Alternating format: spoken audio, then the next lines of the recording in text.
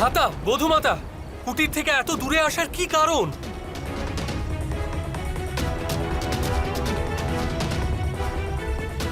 কি হয়েছে বধূমাতা, বলুন আমাকে।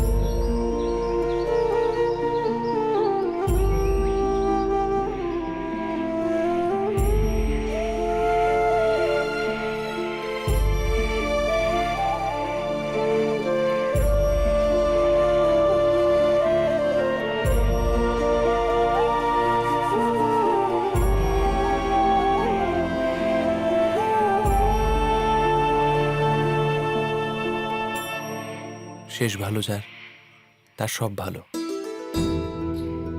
আজ আমরা এক নতুন জীবন লাভ করেছি।